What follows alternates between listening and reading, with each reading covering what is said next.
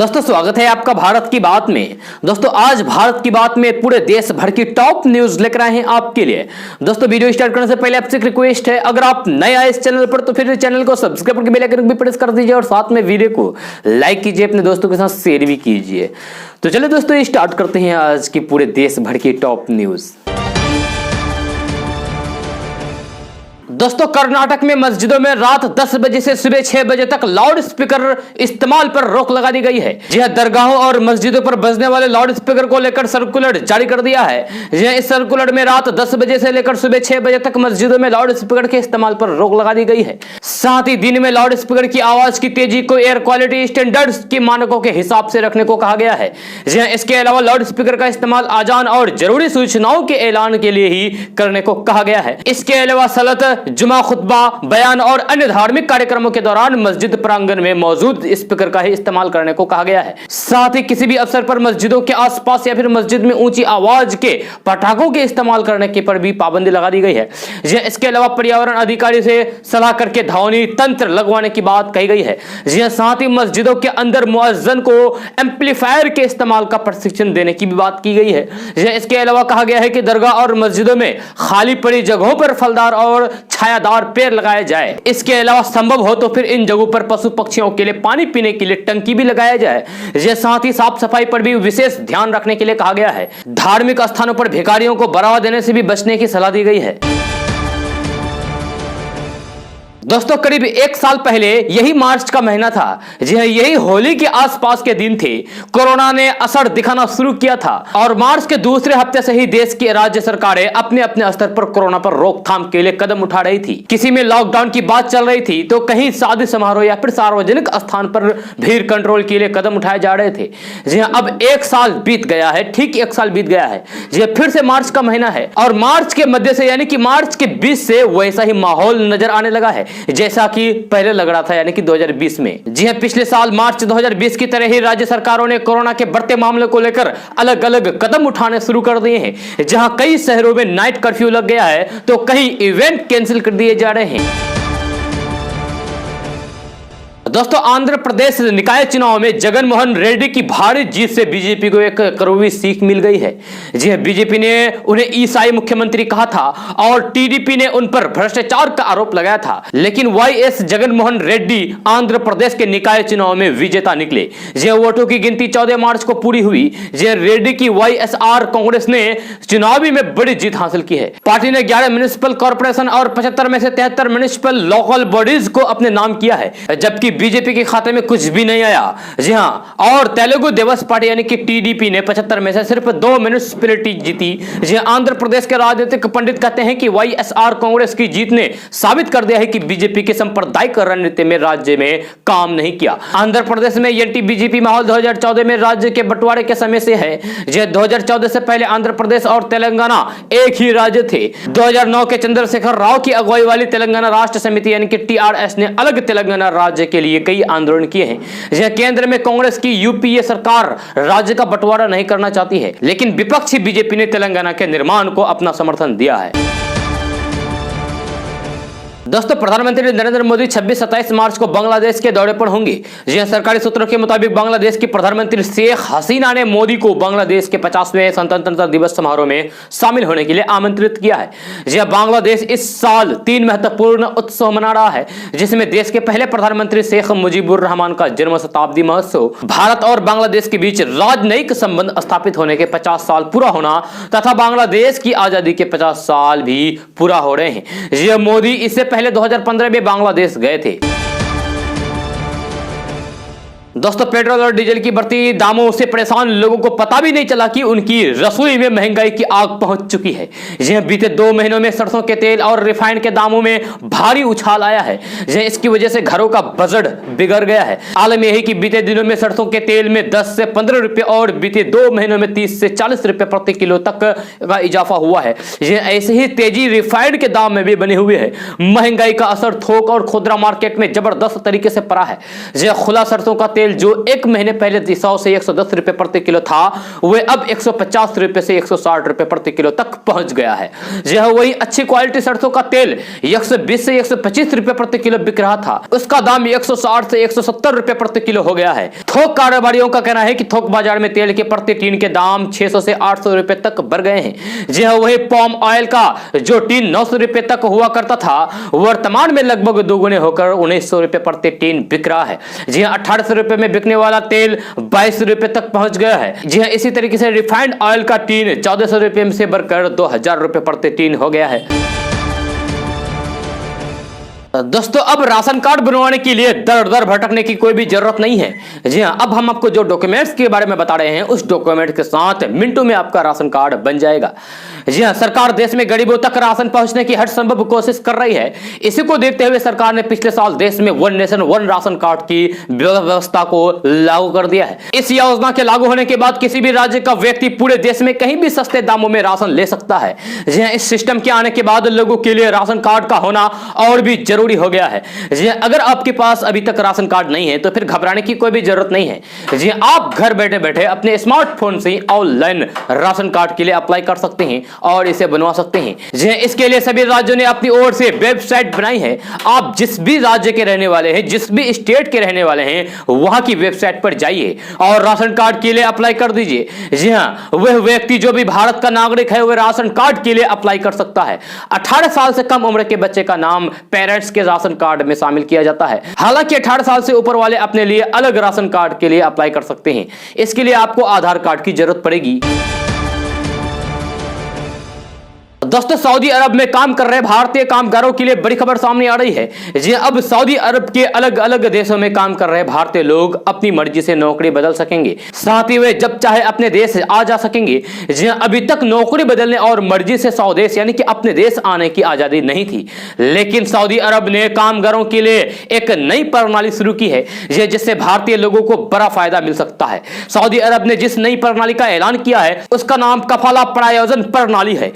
कफाला प्रायोजन प्रणाली से सऊदी में काम कर रहे लगभग 1 करोड़ लोगों को राहत मिलने की संभावना है। ये भारत की बात कर रहे हैं। भारत के 1 करोड़ लोगों को राहत मिलेगी।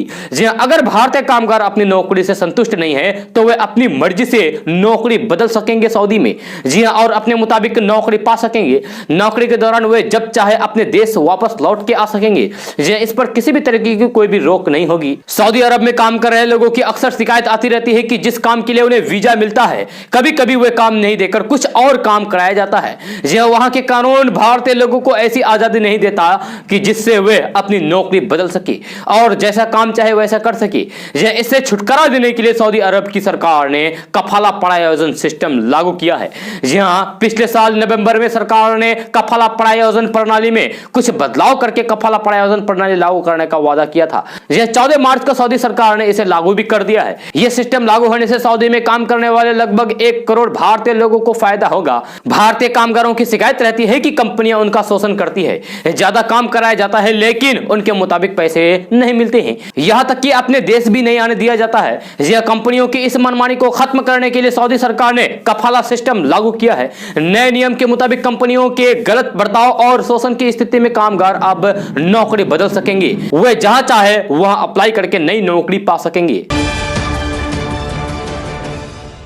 दोस्तों, बिहार की औद्योगिक राजधानी बेगूसराय एक बार फिर से अपने पुराने स्वरूप में आ रहा है। जी हां, प्रधानमंत्री नरेंद्र मोदी की ओर से यहां खाद कारखाना और फिर पेट्रोकेमिकल आदि का निर्माण कार्य शुरू किए जाने के बाद बिहार सरकार भी यहां के औद्योगिक विकास पर विशेष ध्यान दे रही है। जी, इसी कड़ी में बिहार सरकार ने यहां पेप्सी कंपनी का प्लांट लगाने की स्वीकृति दे दी है। जी, इस सरकार में बिहार में यह पहला निवेश होगा और पहला निवेश गिरिराज सिंह के संसदीय क्षेत्र में किया जा रहा है। जी, बेगूसराय के सांसद और फिर केंद्रीय मंत्री गिरिराज सिंह ने इस निवेश पर आभार और खुशी जताते हुए उद्योग मंत्री शाहनवाज हुसैन को धन्यवाद दिया है। बिहार सरकार की ओर से बेगूसराय में पेप्सी कंपनी का प्लांट लगाए जाने की स्वीकृति मिलने से जिले वासियों में खुशी की लहर दौड़ गई है। जी हां, सरकार ने बरौनी औद्योगिक क्षेत्र के असुरारी में प्लांट लगाने के लिए पेप्सी एंड कंपनी को 55 एकड़ जमीन अलॉट किया है। यह 500 करोड़ के इस निवेश से बनने वाले फैक्ट्री में जहां 400 लोगों को कंपनी के अंदर काम मिलेगा, वही 1500 से अधिक लोग कंपनी से जुड़कर बाहर काम करने का मौका मिलेगा। जी हां, असुरारी में ही मेडिकल कॉलेज बनने की प्रक्रिया भी चल रही है। दोस्तों महंगाई की मार थम नहीं रही है। जी हां, गाड़ी और पेट्रोल की कीमतों के बाद अब टायर के दाम बढ़ने जा रहे हैं। जी हां, हाल के हफ्तों में नेचुरल रबर यानी कि एनआर दरों में वृद्धि के कारण टायर कंपनियां अगले महीने फिर से कीमतें बढ़ा सकती है। उद्योग के सूत्रों ने कहा है कि वृद्धि औसतन 5% तक हो सकती है। जी लॉकडाउन के बाद कंपनियों द्वारा यह तीसरा कीमत वृद्धि होगी। जी कंपनियों ने पहले ही कीमतों में 2 से 4% की वृद्धि की है। नेचुरल रबर की कीमत 100 रुपए प्रति किलो से बढ़कर 180 रुपए प्रति किलो तक हो गई है। जी कीमतों में यह उछाल वाहनों की कीमतों को प्रभावित करेगा। जी क्योंकि यह पहले की तुलना में महंगा होने जा रहा है। निर्माताओं ने वस्तु की बढ़ती लागत के लिए नवीनतम मूल्य वृद्धि को जिम्मेदार ठहराया है।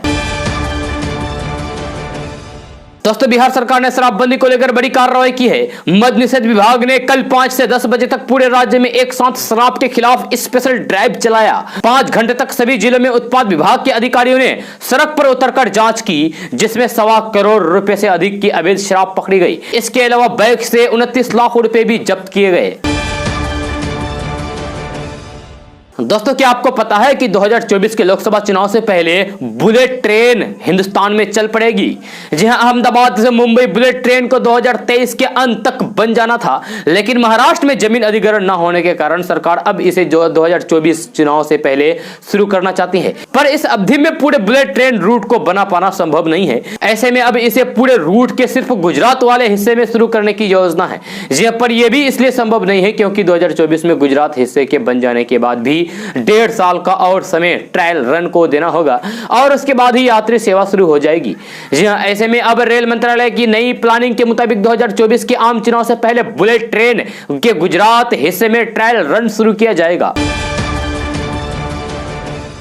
दोस्तों आखिर ऐसा क्या हो गया कि बांग्लादेश पाकिस्तान से कई गुना बड़ा अर्थव्यवस्था बन गया है। जी सन 1971 में पाकिस्तान से टूटकर बना देश बांग्लादेश कभी गरीबी, भ्रष्टाचार और कई तरह की परेशानियों का सामना कर रहे थे। जी इसी के अलावा यहाँ पर तानाशाही और प्राकृतिक आपदाओं ने भी जमकर कहर बरपाया। लेकिन अब यह देश जिस तरीके से अपनी तस्वीर बदलने में लगा है वह पाकिस्तान के लिए एक सबक है। जी आबादी और गरीबी से जूझता बांग्लादेश अब एशिया का अगला टाइगर बनने की तरफ बढ़ रहा है। कर्ज और प्रति व्यक्ति आय के मामले में इसने पाकिस्तान को जहां बहुत पीछे छोड़ दिया है, तो अब यह देश जीडीपी के लिहाज से भी लगातार आगे बढ़ता जा रहा है। जी बांग्लादेश पाकिस्तान से अपनी आजादी का 50वां जश्न मना रहा है। यह बात दिलचस्प है कि पूर्वी पाकिस्तान से टूटकर बने इस देश ने कैसे अर्थव्यवस्था के लिहाज से पाकिस्तान को मीलों पीछे छोड़ दिया है। IMF की एक रिपोर्ट के मुताबिक बांग्लादेश की अर्थव्यवस्था साल 2021 तक $322 बिलियन यानी कि 23 लाख करोड़ तक पहुंच जाएगी। यह सिर्फ इतना ही नहीं, इस साल के अंत तक एक औसत बांग्लादेशी नागरिक पाकिस्तानी नागरिक की तुलना में कई गुना अमीर होगा। जहां बांग्लादेश में साल 1990 की शुरुआत में लोकतंत्र की बहाली हुई और यहां से देश ने विकास की जो राह पकड़ी है अब वो अभी तक जारी है। जहां पूर्वी पाकिस्तान से टूटकर बना यह देश पाकिस्तान से कहीं आगे हो गया है। साल 2012 में बांग्लादेश की जीडीपी ग्रॉस सेविंग 39.9 पर थी, तो पाकिस्तान साल 2012 में 20.4 और फिर 2013 में 20.8 पर ही था। वर्ल्ड बैंक के आंकड़ों के मुताबिक साल 2010 के बाद से अब तक बांग्लादेश में करीब 8 मिलियन यानी कि 80 लाख लोगों को गरीबी के दायरे से बाहर निकाला जा चुका है। यह सिर्फ इतना ही नहीं, एक दशक में प्रति व्यक्ति आय में 3 गुना तक इजाफा हुआ है। यह वर्ल्ड बैंक की माने तो आने वाले 10 सालों के अंदर बांग्लादेश दुनिया के उन तमाम देशों के लिए नजीर बन सकता है जो गरीबी और आर्थिक तंगी से जूझ रहा है। तो दोस्तों 31 मार्च तक चलने वाली सभी स्पेशल और पूजा स्पेशल ट्रेनों का संचालन रेलवे ने 30 जून तक बढ़ा दिया है। इससे एक तरफ जहां होली में वापस आ जाने वाले की सुविधा होगी, वहीं स्टेशनों पर भी पूर्व की तरह यानी कि पहले की तरह चहल पहल भी बनी रहेगी। पहले से चल रही लगभग सभी ट्रेनों को 30 जून तक संचालन की मंजूरी दे दी है। यह होली के नजदीक के आने के साथ ही ट्रेनों में भीड़ धीरे धीरे बढ़ रही है। सार्वजनिक भीड़ दिल्ली, बेंगलुरु और कोलकाता से आने वाली ट्रेनों में हो रही है। दोस्तों उत्तर प्रदेश के इलाहाबाद में इलाहाबाद सेंट्रल यूनिवर्सिटी की कुलपति की एक चिट्ठी इस समय चर्चा में बनी हुई है।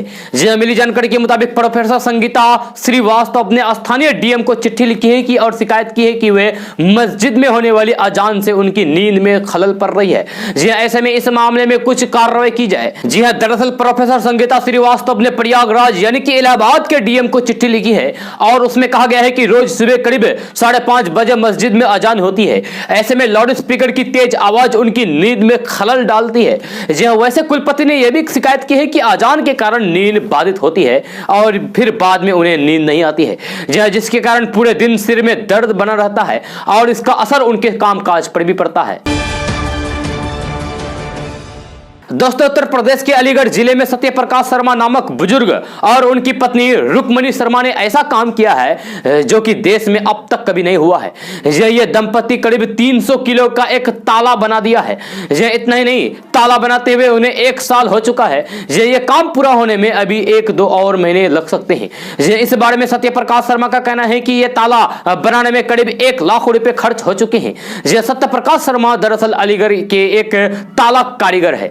उनकी इच्छा है कि वे अयोध्या में बनने जा रहे राम मंदिर के लिए भी एक ताला बनाएं, बड़ा ताला बनाएं।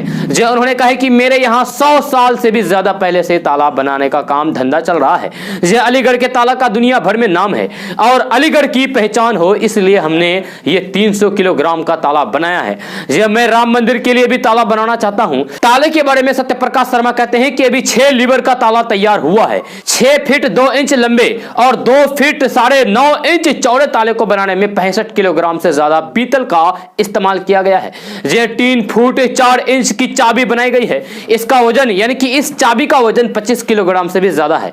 उन्होंने कहा कि काम पूरा होने के बाद यह दुनिया का सबसे बड़ा ताला होगा जो कि इस्तेमाल में होगा। हम जो कर रहे हैं, मुझे लगता है कि लोग इसे देखकर गर्व महसूस करेंगे। दोस्तों, प्रधानमंत्री नरेंद्र मोदी की अध्यक्षता में मंगलवार को केंद्रीय मंत्रिमंडल की बैठक हुई। बैठक के बाद वित्त मंत्री निर्मला सीतारमण और फिर केंद्रीय मंत्री प्रकाश जावड़ेकर ने एक प्रेस वार्ता में बैठक में लिए गए फैसले के बारे में जानकारी दी। वित्त मंत्री ने बताया कि बैठक में फैसले लिया गया है कि एक नया राष्ट्रीय बैंक बनाया जाएगा जो इंफ्रास्ट्रक्चर और विकास संबंधित कार्यों के लिए राशि जुटाने का काम करेगा। कैबिनेट ने अरुणाचल प्रदेश और सिक्किम में संचरण और वितरण को मजबूत करने के लिए 9129 करोड़ रुपए के संशोधित लागत अनुमान को भी मंजूरी दे दी है। भारत और मालदीव के बीच खेल और युवा मामले में सहयोग को लेकर समझौते को अनुमति मिल गई है। दोस्तों, नौकरी के दौरान भविष्य में निधि या प्रोविडेंट फंड में पैसा जमा किए जाते हैं ताकि रिटायरमेंट के बाद उम्र के आखिरी पड़ाव में इस पैसे का इस्तेमाल कर सकें। लेकिन कोरोना महामारी के दौरान बेरोजगारी और नौकरियां जाने से लोगों को इस कदर मजबूर कर दिया गया है कि अप्रैल से दिसंबर 2020 के बीच 71 लाख लोगों ने पीएफ अकाउंट बंद कर दिया है। उसमें बचे रखे पैसे निकाल दिए हैं, जबकि उसके पहले साल में इसी सत्र में 66 लाख लोगों ने अपने अकाउंट बंद किए थे। श्रम मंत्री संतोष गंगवार ने लोकसभा में बताया कि 2020 में अप्रैल से दिसंबर के बीच 71,19,029 लोगों ने पीपीएफ खाता बंद कर दिया है। मंत्री ने जानकारी दी है कि साल 2019 में अप्रैल से दिसंबर के बीच ईपीएफ खाता बंद करने वालों की संख्या 66,66,563 थी। दोस्तों, पश्चिम बंगाल की मुख्यमंत्री और टीएमसी के प्रमुख ममता बनर्जी ने पश्चिम बंगाल चुनाव के लिए टीएमसी का घोषणा पत्र जारी कर दिया है। ममता बनर्जी ने अपनी सरकार के काम गिनाते हुए कहा कि मैंने अपना जीवन मातृभूमि को समर्पित किया है और हमारा लक्ष्य सभी को साथ लेकर चलने का है। ममता बनर्जी ने कहा कि हमारी सरकार में लोगों की आय बढ़ी है, हमने किसानों और मजदूरों के लिए काम किया है। हमारी कोशिश यही रही है कि लोगों को निर्धनता से उठाया जा सके। सीएम ममता बनर्जी ने कहा कि हमने जाति धर्म से ऊपर उठकर लोगों के लिए काम किया है। ममता बनर्जी ने कहा कि चुनाव जीतने के बाद दोबारा योजना के तहत लोगों के घर तक राशन पहुंचाया जाएगा और मई से विधवा पेंशन के तौर पर 1,000 रुपए दिया जाएगा। ममता बनर्जी ने कहा कि निम्न आय वर्ग के लोगों को सालाना 6,000 रुपए दिए जाएंगे। इसके अलावा गरीब एससी और एसटी को सालाना 12,000 रुपए दिए जाएंगे। ममता बनर्जी ने कहा कि 5 लाख रुपए का स्वास्थ्य बीमा जारी होगा। ममता बनर्जी ने स्टूडेंट के लिए 10 लाख रुपए तक के विशेष क्रेडिट कार्ड देने का भी ऐलान किया है। इसके साथ ही ममता बनर्जी ने हर साल 5 लाख रोजगार देने का भी वादा किया है। ममता बनर्जी ने कहा कि जब टीएमसी की सरकार सत्ता में आई थी तो बंगाल का रेवेन्यू 25,000 करोड़ रुपए था, जो कि अब बढ़कर 75,000 करोड़ रुपए हो गया है। ममता बनर्जी ने घोषणा पत्र को तुष्टिकरण बताने वाले एक सवाल के जवाब में कहा कि यह समय की जरूरत है। यह घोषणा पत्र लोगों द्वारा लोगों के लिए बनाया हुआ है। उन्होंने कहा कि लोकतांत्रिक सरकार इस समय देश की जरूरत है। दोस्तों, आज का न्यूज़ बस यहाँ तक। कैसा लगा जरूर अपना सुझाव दीजिएगा नीचे कमेंट बॉक्स में कमेंट करके। अगर आप नए आए इस चैनल पर तो फिर चैनल को सब्सक्राइब करके बेल आइकन को भी प्रेस कर दीजिए और साथ में वीडियो को लाइक कीजिए, अपने दोस्तों के साथ शेयर भी कीजिए। तो चलिए दोस्तों, फिर मिलते हैं अगले वीडियो में। जय हिंद, जय बिहार।